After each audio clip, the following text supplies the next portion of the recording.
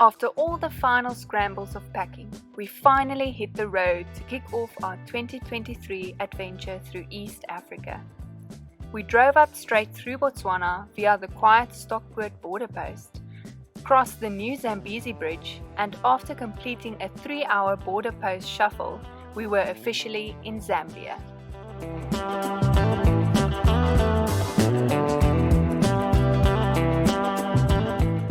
As it was our very first time in Zambia, it was a relief to discover that they only have 62 more languages than South Africa. Livingstone was the first logical stop to resupply and orientate ourselves. The waterfront hotel campsite provided a good respite among shady trees just upstream of the mighty Vic Falls.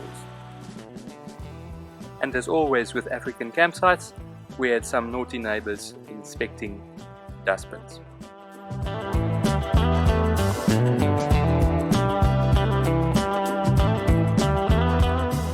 Our first goal was to visit Kafue National Park, but as often happens in Africa, the simplest road up from Livingstone turned out to be, well, not the simplest. Due to a washed away section, we had to detour via Namwala. This involved taking our very first pontoon across the Kafue River.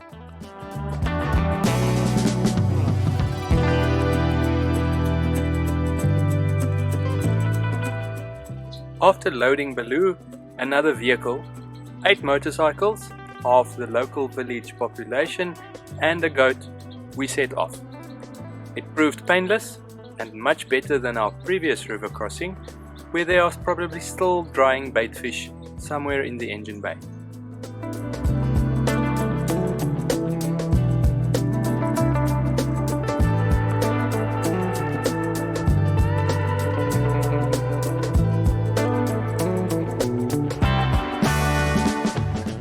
We decided to call it a day and set up camp at Chibila with a grand view of Lake Tsetse.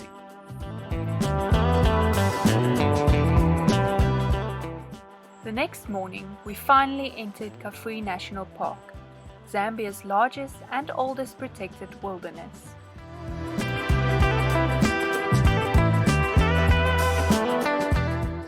Slowly cruising right on the lake's edge, it wasn't long before we were treated to the park's claim to fame of a high biodiversity of species.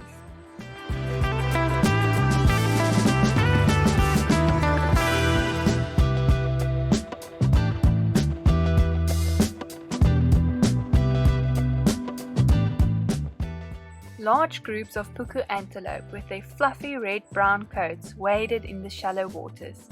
Did you know they make use of a high-pitched whistle through their noses as a warning call?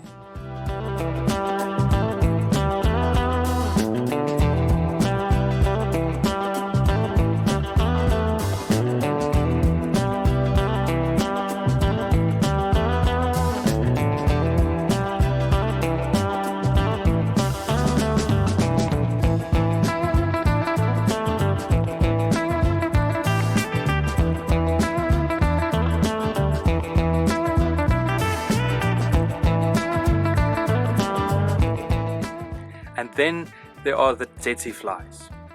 These devilish critters seem to be attracted to anything that moves and latched onto Baloo in their hundreds for a free lift.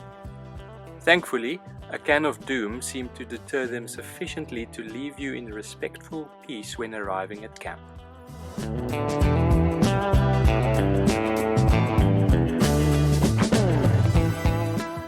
Traveling up north through the park, one traverses typical Zambian Miombo woodland. Tall trees form a continuous dappled canopy, giving a forest-like effect, almost like a less dense version of Mupani Veld.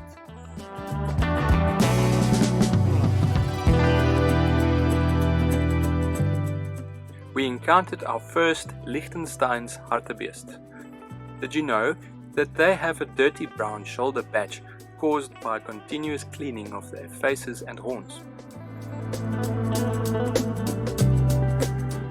We were also lucky enough to find a lion cub in the road one morning, not a common sighting in the southern part of the park.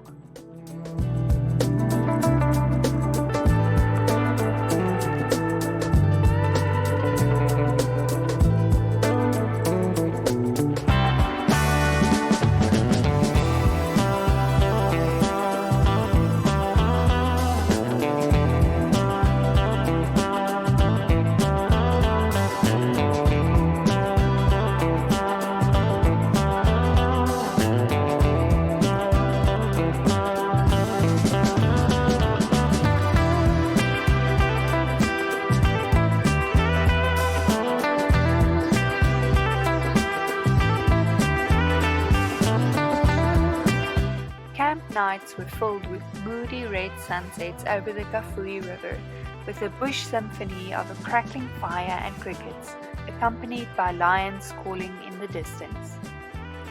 We definitely plan to be back later in our trip to explore the game-rich Basanga Plains of the north, sample the river's fly fishing opportunities, and get ourselves more Myambu therapy.